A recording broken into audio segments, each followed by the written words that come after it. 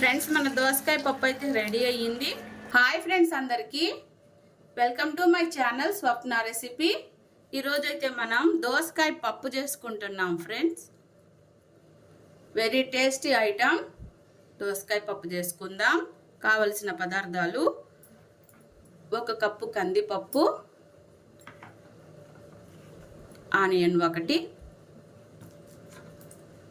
చిన్న నిమ్మకాయ సైజ్ అంతా చింతపండు శుభ్రంగా కడిగి నానబెట్టుకుందాము. 2 టమోటాలు, కరివేపాకు. ఇప్పుడు ఈ కందిపప్పు మనం శుభ్రంగా కడుక్కుందాము. అద్భుతమైన దోసకాయ పప్పు చేసుకుందాం ఫ్రెండ్స్. చాలా బాగుంటుంది దోసకాయ పప్పు.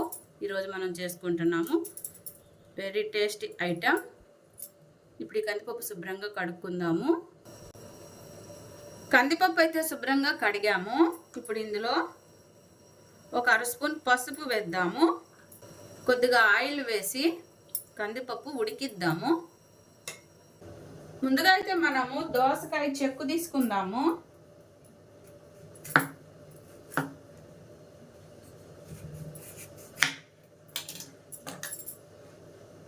ఈ పీలర్ సహాయంతో దోసకాయ పీల్ తీసేద్దాము.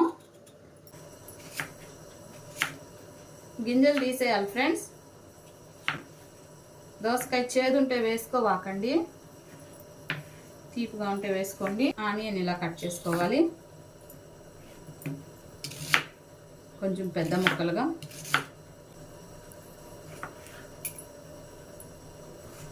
కూరగాయ ముక్కలన్నీ కట్ చేసుకున్నాము. 2 రెమ్మల కరివేపాకు. ఫ్రెండ్స్ మన పప్పు ఎలా ఉడుకుతుందో చూద్దాము. ఇలా ఉడుకుతూ ఉంది ఫ్రెండ్స్. ఈ టైంలో మనము కట్ చేసుకున్న కూరగాయ ముక్కలు వేసేద్దాము. 3 ఎండుమిర్చి, 2 రెమ్మల కరివేపాకు, టమాటా ముక్కలు. మనం కట్ చేసుకున్న కూరగాయ ముక్కలన్నీ ఒకదాని తర్వాత ఒకటి వేసేసుకోవాలి. ఆనియన్స్, దోసకాయ ముక్కలు ఓసారి గంటితో కలిపి మూత పెట్టి ఉడికిద్దాము. మన దోసకాయ పప్పు ఎలా ఉందో ఒకసారి మూత తీసి చూద్దాము. ఉడుకుతుంది ఫ్రెండ్స్. ఇప్పుడైతే మనం ఇందులో కొద్దిగా కారం వేద్దాము.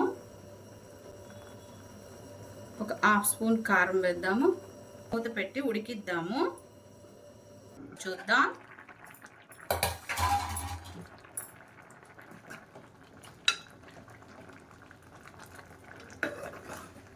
ఇంకొద్దిగా సేపు ఉడకాలి ఫ్రెండ్స్. ఈ చింతపండు వేసేద్దాము.